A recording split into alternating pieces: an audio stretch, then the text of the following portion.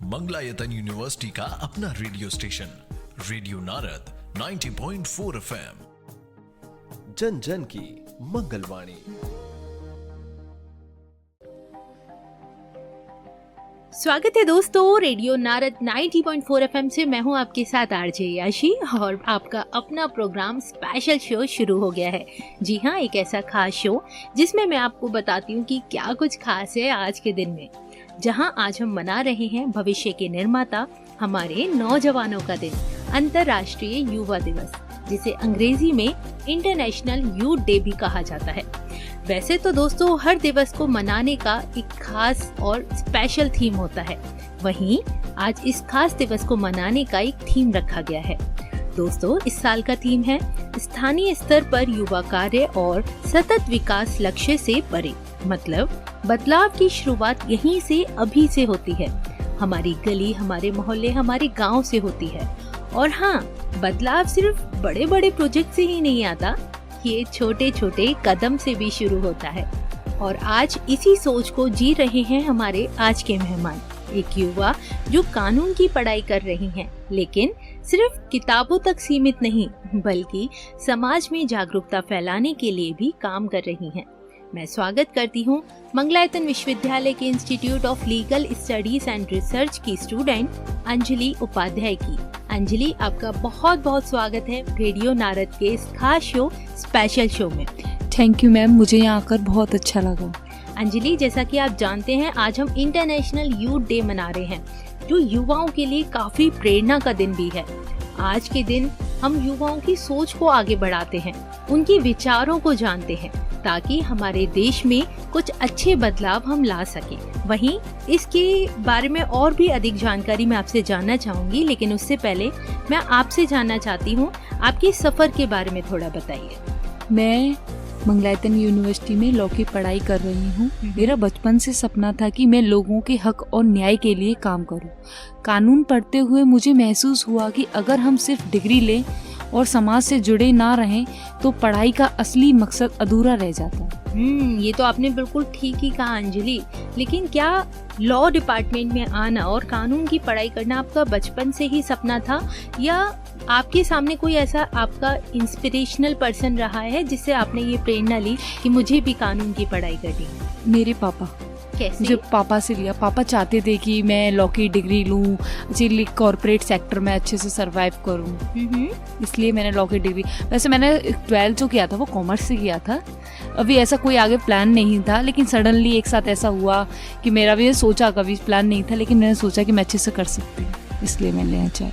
Okay Anjali, लेकिन क्या आप इस कानून की पढ़ाई करके अपने किसी पर्टिकुलर सपने को पाना चाहती हैं, जैसे जज बनना चाहती हैं, लॉयर बनना चाहती हैं, एडवोकेट बनना चाहती हैं, टैक्सेशन का काम करना चाहती हैं? क्या सोचा है आपने? मैं लीगल एडवाइजर बनना चाहती हूँ। लीगल एडवाइजर, उसके क्या फायदे हैं? लीगल एडवाइजर में बहुत सारे फायदे हैं, क्योंकि मंथली इनकम में जो होता है ना उसमें फिक्स होता है, और लिटिगेशन में जो होता है बहुत, अगर हमारी फैमिली में ऐसे कोई पर्सन होता है तो हम लोगों को सर्वाइव करना बहुत अच्छे ईजिली हो जाता है। बट कंपनी में ऐसा नहीं है। कंपनी में आप कर सकते हो जब चाहे तब आप अपना स्टार्टअप कर सकते हो एज अ फ्रेशर, ऐसा कोई भी प्रॉब्लम फेस नहीं करना पड़ता उसमें। ओके, अब मैं आपसे अगले सवाल पर आती हूँ जो कि यूथ से जुड़ा है। आपने बहुत ही अच्छी बात बताई। अब ये भी बताएं कि आपको क्या लगता है कि युवा और कानून का रिश्ता इतना जरूरी क्यों है? क्योंकि कानून हर नागरिक के जीवन का हिस्सा है, चाहे वो सड़क पर चलना हो, शिक्षा पाना हो या इंटरनेट इस्तेमाल करना हो। अगर युवा अपने अधिकार और कर्तव्य नहीं जानते तो वो बदलाव के सबसे बड़े हथियार से वंचित रह जाते हैं। इसलिए कानून की पढ़ाई बहुत ज़्यादा ज़रूरी है सभी के लिए, चाहे वो लड़का हो या लड़की हो, दोनों के लिए ही कानून की पढ़ाई, मेरा मानना ये है कि बहुत ज़्यादा ज़रूरी है, क्योंकि हमें इसमें अपने लीगल राइट्स पता होते हैं। डेफिनेटली अंजलि, और बहुत ही अच्छी बात बताई आपने। वहीं क्या आप खुद लोकल लेवल पर कोई कार्य कर रही हैं जो हम अपने श्रोताओं को बता सकते हैं? जी, मैं अपने कॉलेज की लीगल एंड क्लब का हिस्सा हूँ। हम गांव में जाकर महिलाओं को घरेलू हिंसा कानून के बारे में बताते हैं, साइबर क्राइम से बचने की टिप्स देते हैं और बच्चों को शिक्षा के अधिकार के बारे में जागरूक करते हैं। हाल ही में हमने मोहल्ले में लीगल अवेयरनेस कैंप लगाया है, जिसमें 200 प्लस लोगों ने हिस्सा लिया है। ये तो आपने बहुत ही अच्छा कार्य किया है और मुझे लगता है कि हमारे श्रोताओं को भी आपसे प्रेरणा लेनी चाहिए। अब अगर हमारे सुनने वाले युवा या कोई छोटा सा भी लोकल एक्शन लेना चाहें तो आप उन्हें वो कौन से 3 कदम सुझाएंगे? जरूर। अपने इलाके की किसी समस्याओं को नोट करें और उसके समाधान के लिए दोस्तों के साथ एक प्लान बनाएं। दूसरा, सोशल मीडिया का इस्तेमाल सिर्फ मस्ती के लिए नहीं बल्कि जागरूकता फैलाने के लिए भी करें। तीसरा, महीने में एक बार किसी सामाजिक गतिविधि में हिस्सा लें, चाहे वो सफाई अभियान हो या पौधारोपण हो या किसी को पढ़ाना। वाकई में आपके विचार तो काफी अच्छे हैं अंजलि, और मुझे लगता है कि अगर हम इन 3 खास कार्यों पर ध्यान देंगे और अपने अपने लेवल पर थोड़ी सी मेहनत करेंगे तो हमारे समाज में बहुत सारी चीजें अपने आप ही सॉर्ट हो जाएंगी। वहीं अब मैं आपसे अंजलि ये जानना चाहूंगी, आप एक युवा हैं और आप कानून की पढ़ाई भी कर रही हैं। आपको क्या लगता है कि हमें अपने ऊपर वो कौन सी जिम्मेदारियां लेनी चाहिए जिससे ना सिर्फ समाज का, देश का नाम आगे बढ़े बल्कि आपको अपने ऊपर भी गर्व हो कि आप जो कर रहे हैं वो काबिले तारीफ है? जी मैम, जैसा आपने पूछा, एक लाइन में कहूँ तो अपने अधिकार जानो, दूसरों के अधिकार का सम्मान करो और समाज में बदलाव के लिए कदम बढ़ाओ। इसी के साथ भी मैं ये और बताना चाहूँगी आप लोगों को, हम लोगों को लीगल अवेयरनेस में मतलब ये करना चाहिए कि क्या कहते हैं, हमें अपने फंडामेंटल राइट्स पता होने चाहिए जो हमारे संविधान ने हमें दे रखे हैं। हमारी फंडामेंटल ड्यूटीज़, हमारा इस समाज के प्रति कर्तव्य क्या है।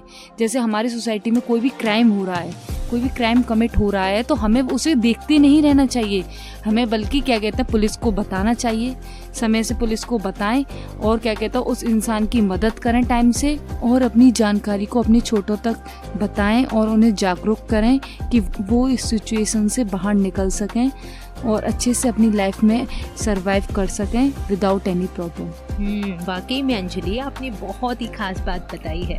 दोस्तों, आपने सुना हमारे युवा मेहमान का बहुत ही अच्छा संदेश, ज्ञान प्लस एक्शन यानी असली बदलाव। तो इस इंटरनेशनल यूथ डे पर क्यों ना हम सब मिलकर एक लोकल एक्शन चुनें जो आज से हम शुरू कर सकते हैं। फिलहाल आज के इस खास कार्यक्रम इंटरनेशनल यूथ डे पर इस स्पेशल शो में अपनी बहुत सारी ज्ञानवर्धक बातें साझा करने के लिए मैं बहुत बहुत धन्यवाद करती हूँ अंजलि का, जो ना सिर्फ हमारे साथ जुड़ी बल्कि हमारे श्रोताओं को ढेर सारी जानकारी के साथ उनको जागरूक भी किया। अंत में अंजलि, आप कुछ कहना चाहेंगी? Thank you so much ma'am, मुझे यहाँ आकर बहुत अच्छा लगा। आपने जो मुझसे क्वेश्चन पूछे मुझे बहुत ज़्यादा अच्छा लगा कि मैं कम से कम सोसाइटी को कुछ तो इन्फॉर्म कर पा रही हूँ टाइम से। और चलते चलते मैं अपने श्रोताओं को इंटरनेशनल यूथ डे की बहुत बहुत शुभकामनाएं देना चाहूँगी। बिल्कुल अंजलि, और आपके साथ मैं भी हमारे श्रोताओं को बहुत बहुत शुभकामनाएं देती हूँ इंटरनेशनल यूथ डे पर। ये उम्मीद भी करती हूँ कि हमारे युवा ना सिर्फ आगे बढ़ेंगे बल्कि हमारे देश को भी सर्वश्रेष्ठ बनाएंगे। और इसी के साथ बहुत बहुत शुक्रिया अंजलि हमारे साथ जुड़ने के लिए। अभी दोस्तों मैं लेती हूँ आपसे विदा, फिर मिलते हैं स्पेशल शो में अगले स्पेशल डे को सेलिब्रेट करने के लिए। तब तक के लिए मुझे यानी आरजे याशी को दें इजाजत और सुनते रहें रेडियो नारद 90.4 FM, जन जन की मंगलवाणी। Stay tuned.